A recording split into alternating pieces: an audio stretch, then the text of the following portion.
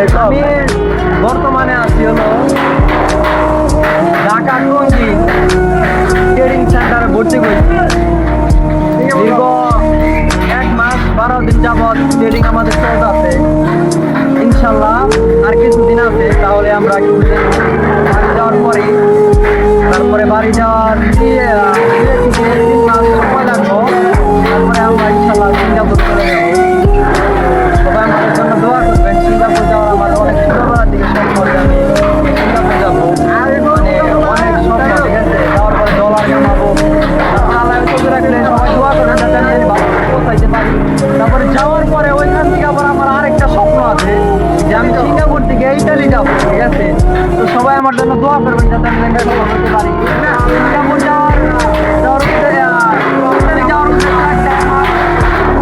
আমার ইউরো কামাইতে হবে, মাথা যত কষ্ট হোক যত কিছু হোক, টাকা যদি 50 লাখ টাকা লাগে তাও আমি